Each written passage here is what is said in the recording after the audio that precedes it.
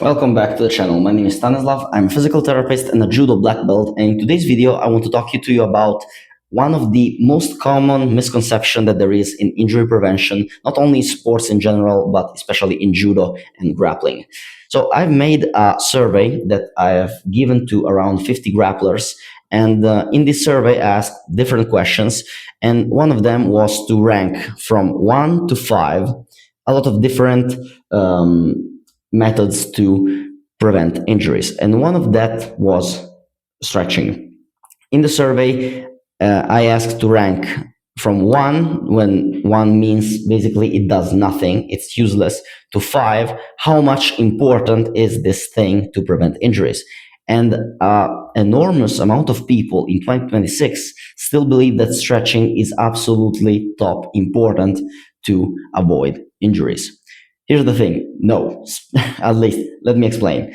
Static stretching, so being bent over, trying to stretch your muscles after training, before training, will not significantly reduce your likelihood of injury. I know you have been lied for all of your life. I've been lied to, but I will explain to you what actually can help you to reduce injury. First of all, why does stretching doesn't really reduce your injury risk that much? Well, first of all, because a lot of the effects that stretching has are not really physiological. They are not going to act on the tissue itself. More of that is just a trick to your nervous system to go a little bit deeper. Okay, stretching doesn't really change your muscles on tissue level, so it doesn't build resilience to your muscles. Okay, and it doesn't really build any additional mobility. By the way, mobility, it's also not that much important. This is what the studies says, but I think by mobility I mean the ability to go into voluntarily into higher, more open ranges of motion in one singular joint can actually prevent injuries. But the scientific literature doesn't really support that. What can you do if static stretching doesn't really improve your ability to being more resistant to injuries? It doesn't really prepare you for muscle strains, doesn't cover for muscle strains. It doesn't make you less exposed to a dislocated joint. It doesn't prevent fractures, because there is no way, there is no biological explanation why stretching can actually reduce your injury risk. What can actually reduce your injuries? How can you actually reduce the likelihood of injury? Well, static stretching is not completely wrong, because it's useful to put your tissues in extreme ranges of motion. The problem with that is you need to be strong in these extreme ranges of motion, which means you won't be more resistant doing, for example, stretching of the posterior chain like that. Staying here for 30 to 60 seconds and putting your hamstring into tension won't really improve your injury risk. Reduce your injury risk.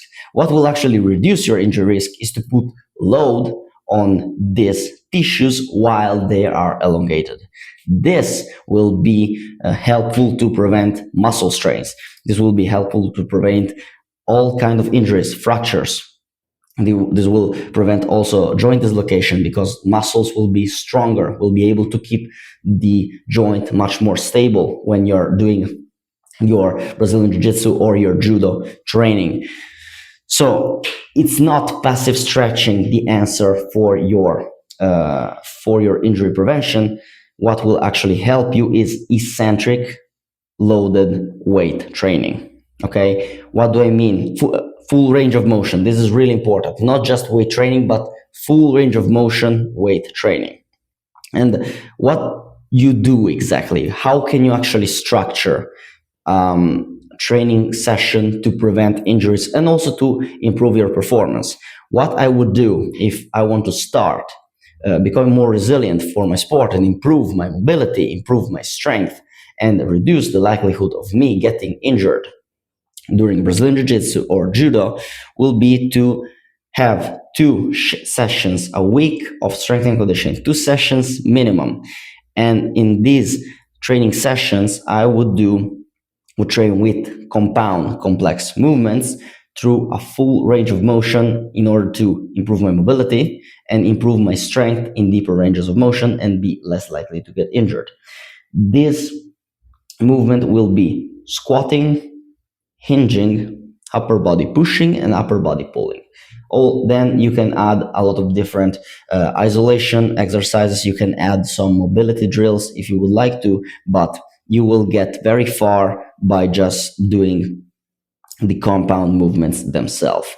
By these four movements, you can choose whatever exercise you may prefer. There are some are better than others, but generally speaking, if you just start to doing one form of squat, for example, goblet squat, you start to do some hinging, for example, Romanian deadlift through a full range of motion, some form of pushing, push-ups or bench press, or in some form of pulling like rows or pull-ups, you will be much more stronger, resilient, efficient with your judo, and also your tissues will be much more resilient to injury. Your shoulders will be healthier, your hips will be healthier, your knees and also your muscles will be much more able to withstand higher forces during your judo training.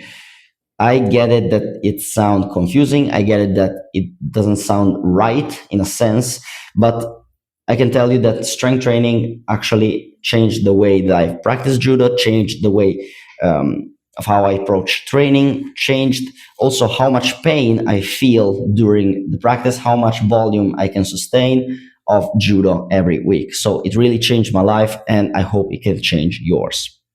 By the way, if you need some help for programming, for rehab, if you have fear to going back to training, if you're fear to have another injury, if you want to be sure to stay healthy along years of training for your judo or grappling journey, let me know that in the comments, DM me on Instagram, or you can book a one-on-one call with me with the link that you have in the description.